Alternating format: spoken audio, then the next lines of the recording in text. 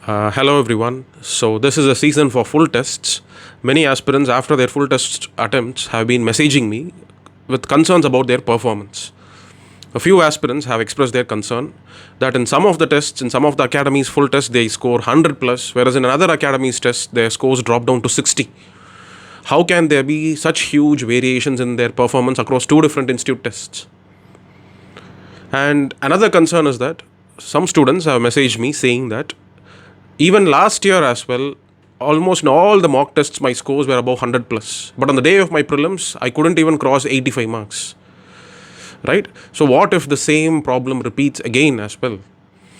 And I'm not able to give very personalized answer to the aspirants without knowing anything about their antecedents, without knowing anything about their past performance, without knowing anything about their subject wise confidence across different themes. Personalized answers are not correct. So that's why I thought I'll make a general video helping you out with a framework.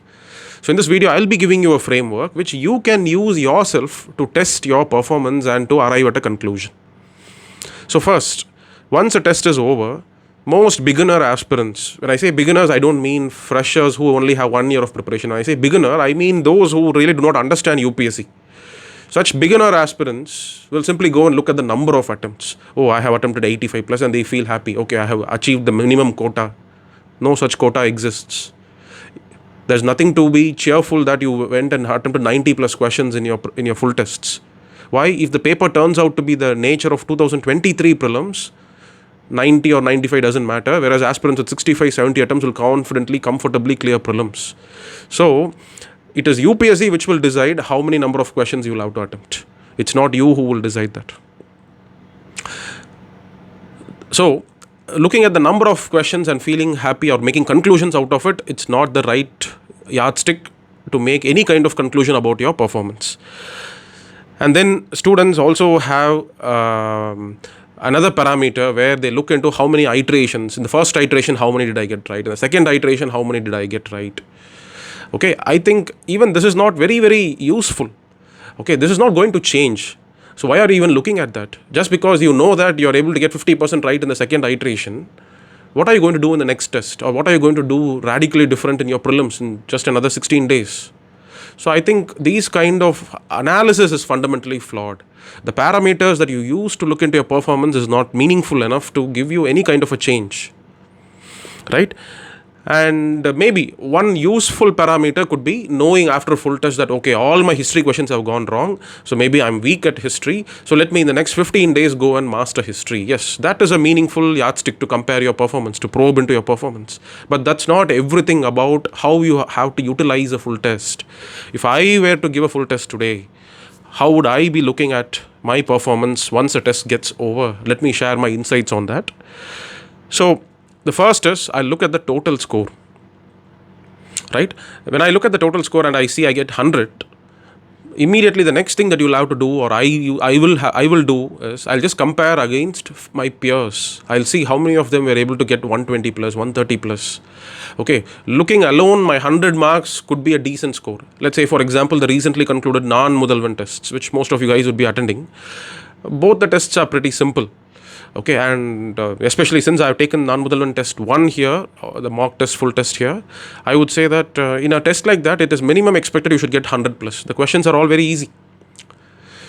100 plus is expected. So if you have not got 100 plus, I think that is something that you will have to be worried about, right? So it doesn't matter whether you get 60. If others are also able to get only 60 or 70, if their range also hovers between 60 to 70, then nothing to be worried about. Right? So the very first indicator that I'll do is after my performance, I'll simply look at my peers, not just my batchmates, but also seniors, juniors, across different experience spectrum. I'll be looking at where do other aspirants stand. So that is like my first important criteria to assess myself. Right? And then comes whether I attended 90 questions or 85 questions, because I think those things cannot be changed. What you were able to best deliver, you have delivered, and that's where the number of attempt comes to, right? So that's not going to change at all. But the total score can give me the sense of a drive. Okay, I'm just another 10 more marks lower than the median scores of well-performing seniors. So what should I do in the next 10 days? Even by making a targeted intervention for the next 10 days, you can actually get another 10 more marks if you know which areas to focus. Right? Next question I'll be asking myself after full test is, how is that those guys were able to get 10 or 20 marks more than me? Okay, so I'll sit with them, I'll sit with good performance, talk to them as to how did you get this particular question right? How did you get another question right? I'll try to understand whether it's simply by their logic, and how did this logic develop? Is it because of their extra reading from some unknown textbook which I have not read? Let's say, for example, the names of different tributaries of river Indus, as how it was mentioned in Rig Veda, is asked as a question. So anybody reading just R.S. Sharma, or anybody reading only the NCRTs, the R past themes in Indian history part 1 NCRTs, they'll not be able to get this question right. But if somebody has specifically prepared on that, okay, either through a book or through some notes, if somebody is able to get it right, that's an area of concern. So you can also try to emulate that in the next 10 days. Oh, so this person has read it from this material. Let me just have a glance at that particular material for the last 10 days. So this is what I'll be doing after a full test gets over. The first broader comparison is, what was the total score and where does it compare, where does it stand against other competitive peers of mine, and how were the other competitive peers of mine able to get a significantly higher score? Was it through extra reading, and if so, what is that? Where did they read it from? How did they read it from? Did they read it by supplementing it with some kind of browsing or not? How can they know something which I was not able to know? This is the first question that should spark in your mind, right? So this is how I was able to improve my performance. And yes, this can actually help you in a short burst of improvement in the next 10 to 14 days. Okay, so this is like the general level, this is like the broad level of comparison that I'll be doing against my peers. Next, now I take my own question paper, my own answer sheet, and I start analyzing my performance, right? First, so what I'll do now is I'll just take this multicolor pen, right? I'll take a green color ballpoint pen, and now what I'll do is I'll identify all those questions. Now I'll just look at the question paper and I'll see, oh, this question is directly from NCRT. This question is an easy topic. Okay, I'll identify across all the subjects. I'll identify all the must-have got right questions. All the questions that I should have got them definitely right. What is the indicator that you should have definitely got it right? For different subjects, the parameters are different. Say, for example, polity. Anything asked from DPSP, fundamental rights, fundamental duties, should have got that right. Okay, so let's take the case of this non-Mudalvan test 1. So there was a question number 28 in that. So a question on DPSP and fundamental duties. Which of these three are common across DPSP and fundamental duties? This kind of a question would fit into this category. Okay, and for geography, very simple topics like weathering of rocks. Okay, there was a question like this: granite undergoes chemical weathering through the process of hydrolysis, leading to formation of clay minerals. Limestone is highly resistant to chemical weathering because it does not react with carbon dioxide.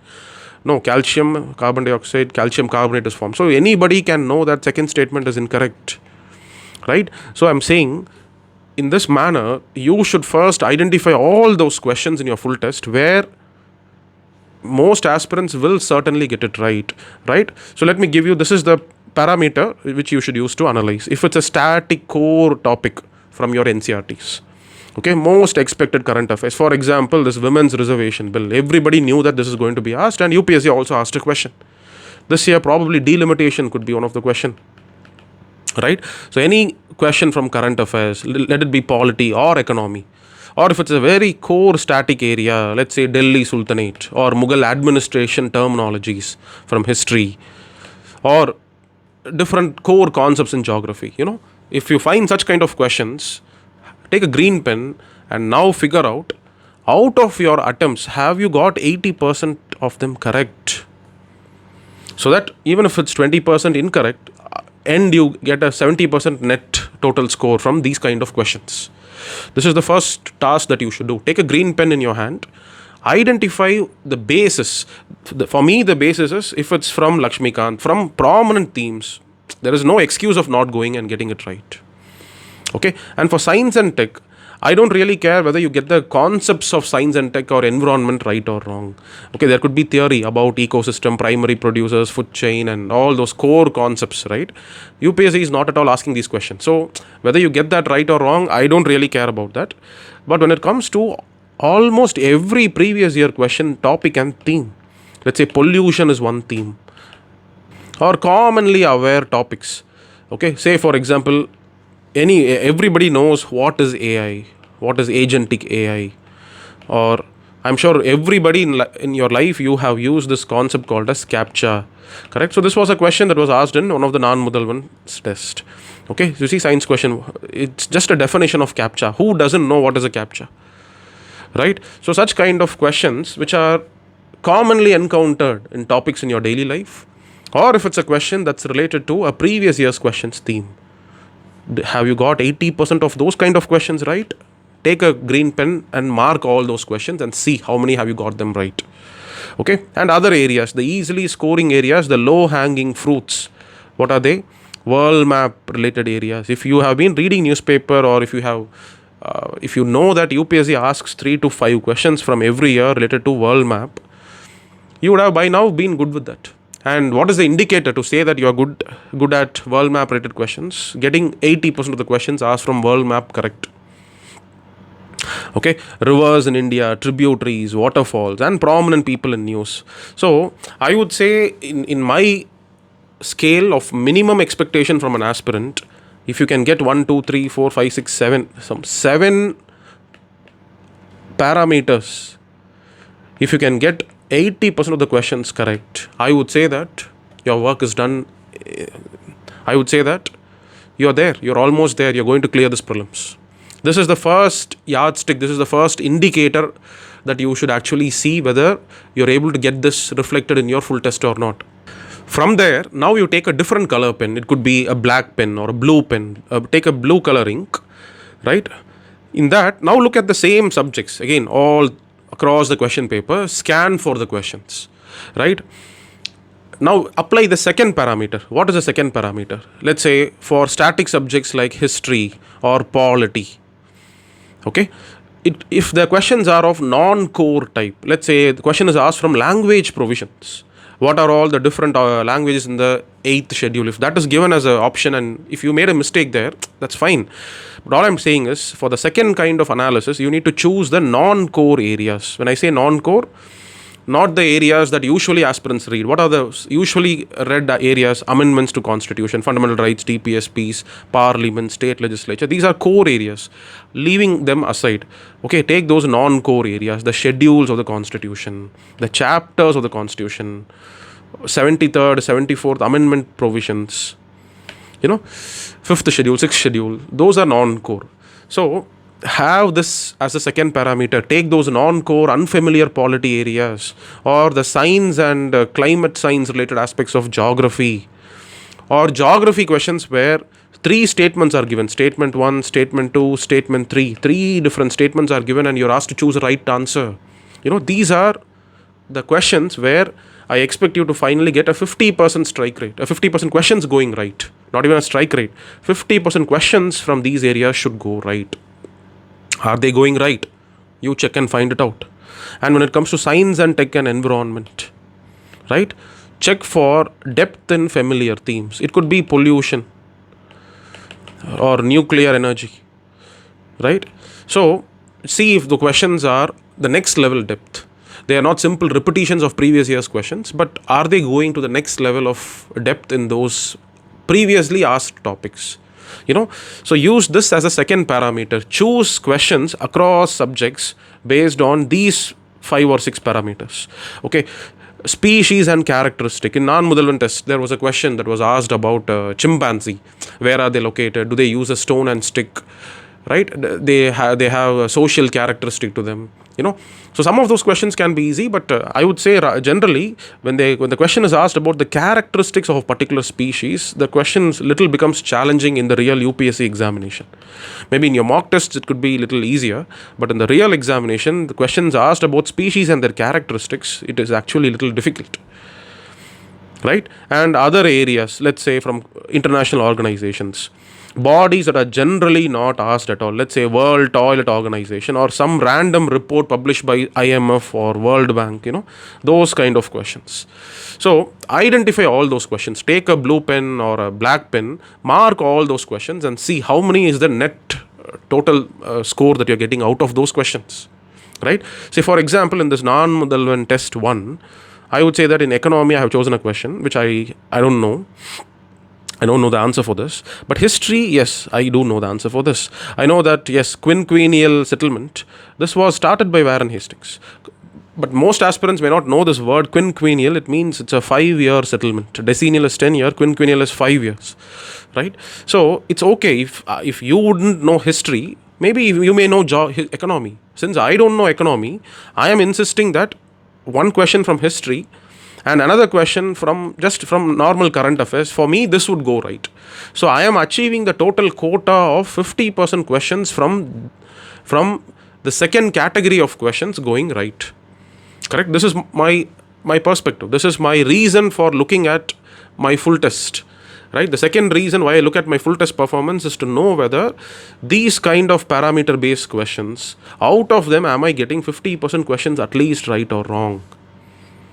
Okay, it doesn't matter whether I attempt only 70 questions totally in the test, but I have to apply this framework and see. All right. So the point is, in non-Mudalvan test as well, I have 4 questions here. Okay, so this is about Great Nicobar Island. I know that it is home to Shompens, that's right, and it is UNESCO's first biosphere reserve in India. Okay, so there's a lot of confusion for me here. I'm not very sure about second, I'm not sure about third, not really sure about fourth. So it makes attempting this particular question challenging. Whereas when I look at this, a very normal environment current affairs based question, something about a species is given, and finally it is commonly found in northwestern parts of India. Right? Now there lies the clue. Neem, it's commonly found in South India. Sal, East India, dry areas. Mahua, Odisha. Kejri, I have no idea about it. So eliminating the other options, I get Kejri as the right answer. Okay? So the point I'm simply trying to make here is, after the test, the second reason to look at your performance is to point out whether non-core areas of polity, whether the 3-statement type of causation related to geography or economy, right? Or species questions in environment, or extreme depth in science and tech kind of questions. All these type of questions have to be filtered out, and now you have to see for yourself what is your net performance. If you can get 50% of your attempts correct, you're on the right track. There's nothing to be worried about it. So your full tests are serving a meaningful purpose. Now coming to the rest of the category, look at the heading that I have mentioned here. It's okay to not get even a net positive in these kind of questions, and I mean it. If the question is linked to some bill, VB Graham bill, right, you have done your best of preparation, but still there is one other factual element to that. If you're not able to get it right, it's okay. Just be, you can be unmindful of that, right? If 4 statements were given about VB Graham bill, you knew 2 statements, you just did not know 2 statements. It's okay. You don't even have to be worried that you were not able to get this right, whereas your friends have all got that right. It's okay. Nothing to be worried about. First of all, there is no assurance that this is going to be repeated. And even if it's asked, there's no assurance it's the same set of facts that will be repeated. Correct? So don't worry about that. Or any such unfamiliar dance. There are just so many dance forms in India. Okay? So many tribal dance forms. It is impossible for you to know everything in detail, or even to know and to get exposed to every single tribal dance and which part of India is it practiced, and for that to be remembered on the day of the exam, it's very difficult. So this is the third parameter. Now you take a red color pen, and from your performance on those questions that you have attempted, right, just mark all those questions and just think whether in all these questions, did you come close to it and you got it wrong, or did you leave it unattempted? When I say close, at least 2 of the 4 options were known to you. 1 statement was known to you. And still, despite that, you got it incorrect. That's okay.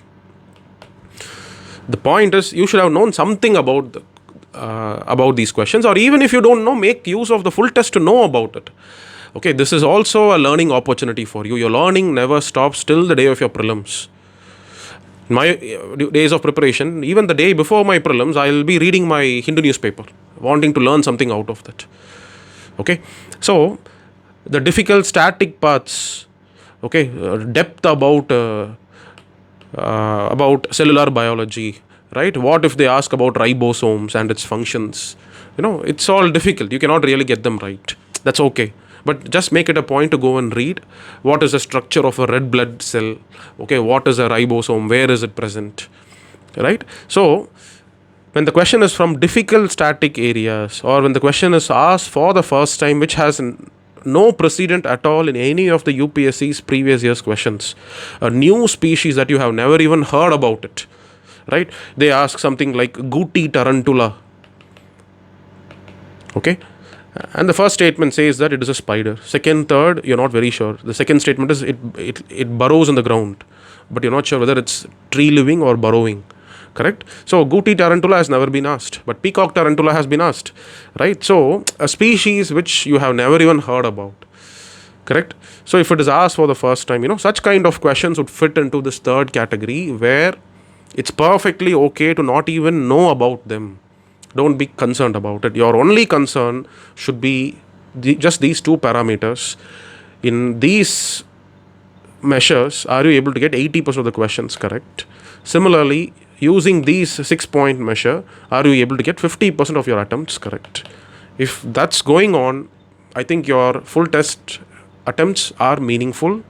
You just have to keep your confidence intact. Don't let go of your confidence looking at others' marks.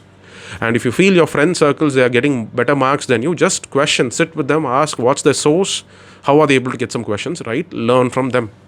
All right, so see you in another video. Thank you.